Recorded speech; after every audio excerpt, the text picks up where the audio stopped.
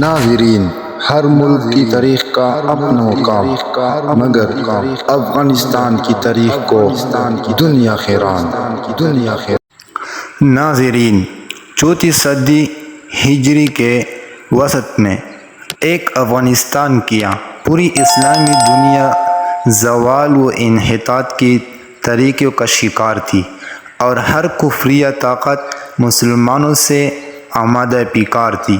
طاغوتی قوتیں چاہتی تھی کہ آگے بڑھ کر دین احمدیہ صلی اللہ علیہ وسلم کا چراغ گل کر دے کہ یک خداوند قدوس کی رحمت مسلمانوں کی طرف متوجہ ہوئی، اور افغانستان سے وہ رجل رشید ظاہر ہوا جس کی شمشیر بے نیام نے بحیر ارال سے لے کر بحر ہند کے ساحل تک اسلام کی راہ میں حائل رکاوٹ کے پر چاہے اڑا دیے۔ یہ مرد مجاہد سلطان محمود غزنوی رحمہ اللہ تھے، جنہوں نے اس زمانے میں ایک بار پھر قرون اولیٰ کے مجاہدین کی یاد تازہ کر دی، اور جن کی ہیبت کے باعث عالم کفر کو عالم اسلام کے بارے میں اپنے برے ارادے ترک کرنے پڑے۔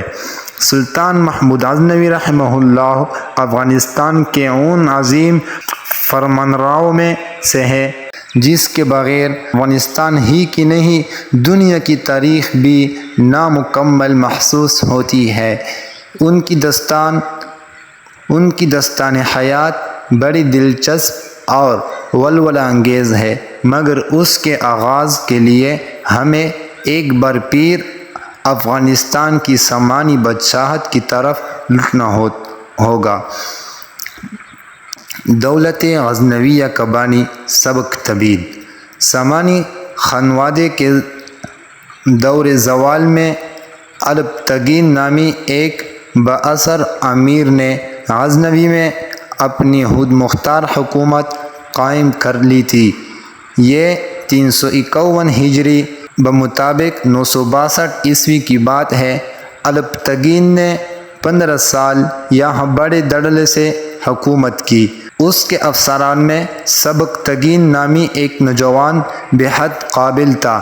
یہ نوجوان دراصل ایک غلام تھا جسے الپتگین نے ترکستان کے ایک تاجر سے خرید کر اپنے خواص میں شامل کر لیا تھا۔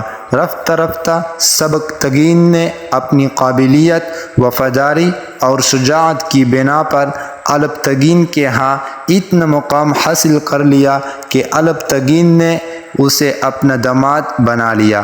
الپتگین کی وفات کے بعد سبکتگین اس کی جگہ غزنی کا حاکم بن گیا۔ سبکتگین جذبہ جہاد سے سرشار ایک عالی ہمت غیرت مند مسلمان تھا۔ ہندوستان کے راجاؤں کے خطرناک تیر اور برے ارادے اس سے پوشیدہ نہ تھے۔ علاوہ ازیں وہ شمال مشرق میں چین کی طرف سے ممکنہ خطرات سے بھی بے خبر نہ تھا۔ اس نے اقتدار سنبھالتے ہی ایک مضبوط اسلامی حکومت کے لیے جدوجہد شروع کر دی۔ سب سے پہلے اس نے جنوبی افغانستان کا رخ کیا اور پھر فتح کرتے ہوئے بلوچستان جا پہنچا۔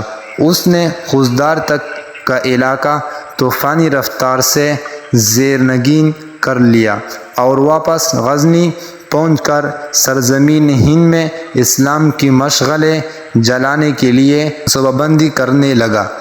ہندوستان پر حملہ۔ سلطان سبکتگین کا لقب نصیر الدین تھا، یعنی دین کا مددگار، اور واقعی اس نے خود کو اس لقب کا حقدار ثابت کیا۔ ہندوستان میں اسلامی فتوحات کے ایک تاریخی سلسلے کی بنیاد اس کے ہاتھوں پڑی۔ ان دنوں ہندوستان کے شمالی علاقوں پر راجہ جیپال کی حکومت تھی۔ لاہور، کشمیر اور ملتان کے علاوہ لمغان کا علاقہ بھی اس کے قبضے میں تھا۔ یاد رہے کہ پشاور سے آگے پاک افغان سرحدی اضلاع اس دور میں لمغان کے نام سے مشہور تھے۔ گویا افغانستان کے سرحدوں پر ہندو راجہ کا مکمل تسلط تھا، اور وہ کسی بھی وقت افغانستان پر فوج کشی کر سکتا تھا۔ سبکتگین نے افغانستان کے سرحدی کوہساروں پر راجہ جیپال کے تسلط کو ٹکراتے ہوئے 367 ہجری کے مطابق 977 عیسوی میں راجہ جیپال کے زیر تسلط علاقے پر حملہ کیا، چند سرحدی قلعے فتح کر کے مفتوحہ علاقے میں کئی مساجد تعمیر کرائے اور واپسی اختیار کی۔ اس مہم سے اس مرد مجاہد نے سرزمین ہند میں جہاد کے ایک طویل سلسلے کا آغاز کر دیا تھا۔ سلطان سبکتگین کی یہ مومنانہ جرأت دیکھ کر راجہ جیپال کی نیند حرام ہو گئی۔ اس نے ارد گرد کے رجاؤں سے امدادی فوجی طلب کی اور ایک بڑا لشکر لے کر غزنی کی طرف بڑھا۔ جیپال سے مقابلہ۔ امیر نصیر الدین سبکتگین نے دشمن کی آمد کی خبر پا کر غزنی سے کوچ کیا اور پشاور کے قریب لمغان کے میدانوں میں جیپال کا سامنا کیا۔ راجہ جیپال کی قیادت میں سپاہیوں کا ایک سیلاب عمدہ چلا آ رہا تھا۔ جنگی ہاتھیوں کا ایک خوفناک ریلا بھی اس فوج میں شامل تھا، مگر سبکتگین نے بڑی بجگری سے اس کئی گنا طاقتور دشمن کا مقابلہ کیا۔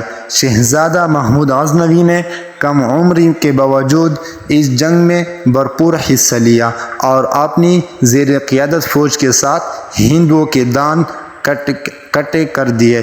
اس دوران اللہ کی غیبی مدد طوفان باد و بارہ کی شکل میں نمودار ہوئی اور سردی اتنی بڑھ گئی کہ میدانی علاقوں کی آب و ہوا کے عادی ہندو سپاہی ہمت ہار گئے۔ ان کے لشکر کے بیشتر گھوڑے اور برداری کے جانور شدید برف سے ہلاک ہو گئے۔ جیپال نے یہ منظر دیکھ کر مکمل شکست سے بچنے کے لیے مذاکرات کی راہ اختیار کی اور مندرجہ ذیل شرائط پر صلح نامہ مرتب ہو گیا۔ نمبر 1، فوری جنگ بندی ہوگی اور مسلمان افواج واپس لوٹ جائیں گی۔ نمبر 2، راجہ جیپال کی سلطنت میں سلطان سبکتگین کے احکام نافذ ہوں گے۔ نمبر 3، ہند سلطنت مسلمانوں کی باقاعدگی سے خراج کی رقم ادا کرتی رہے گی۔ نمبر 4، 50 ہاتھیوں کی ایک فوج اور 1,00,000 درہم کی خطیر رقم سبکتگین کے حوالے کی جائے گی۔ محمود غزنوی نے اپنے استعداد بصیرت کی بنا پر اس صلح نامے کی مخالفت کی اور جنگ جاری رکھتے ہوئے ہندوؤں کو مکمل شکست دینے پر اصرار کیا، مگر سبکتگین نے اپنی فطری رحم دلی سے مجبور ہو کر صلح نامہ پر دستخط کر دیے۔ اس نے امراء کی ایک جماعت راجہ جیپال کے ہاں رقم اور مطلوبہ ساز و سامان کی وصولی کے لیے چھوڑ دی اور خود غزنی کی راہ لی۔